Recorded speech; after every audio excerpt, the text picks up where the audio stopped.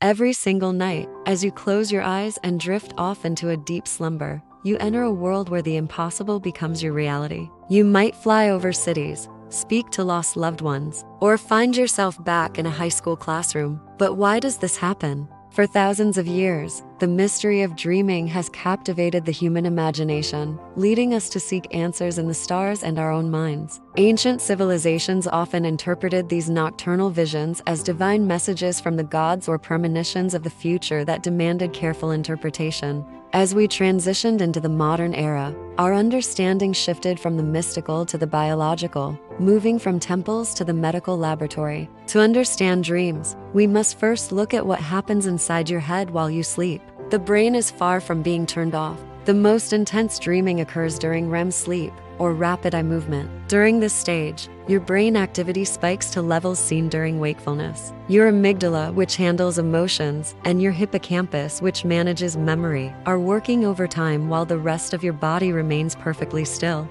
This creates a strange paradox where the mind is wide awake, processing a flood of neural signals, while the muscles are temporarily paralyzed for safety. So, if the brain is this active, what exactly is it trying to accomplish? Several major theories attempt to explain this nightly theater. One leading theory is memory consolidation. Think of your brain as a massive, organized filing system for every single experience you've had that day. During sleep, your brain sorts through these folders, deciding which memories are worth keeping for the long term and which ones should be discarded.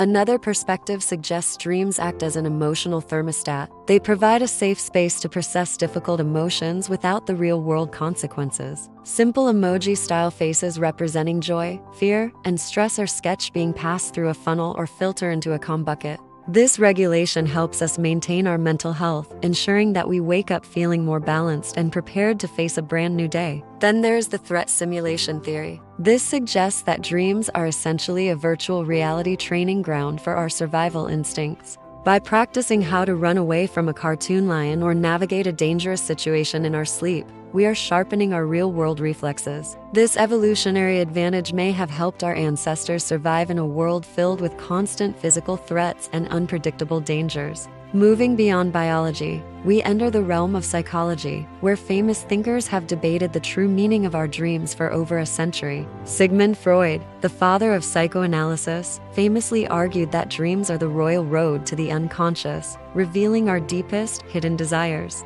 He believed that every dream symbol, no matter how strange, could be decoded to understand the internal conflicts we face in our daily lives. Carl Jung had a different view. He proposed the collective unconscious, a shared pool of symbols and archetypes that appear in dreams across all cultures. For Jung, dreams were a way for the psyche to communicate with itself, striving for balance and self-realization through ancient, universal stories. Modern psychology also looks at dreams as a tool for creative problem-solving. Have you ever woken up with the answer to a tough puzzle? While you sleep, your brain makes connections that your conscious mind might miss, allowing for aha moments that seem to appear out of nowhere. Now, let's explore the different types of dreams we experience, from the exhilarating to the terrifying, and everything in between. Lucid dreaming is a unique state where you become aware that you are dreaming while it is still happening, often allowing you to take control. On the other hand, nightmares are intense dreams that trigger strong negative emotions. They often reflect our deepest anxieties and unresolved stressors.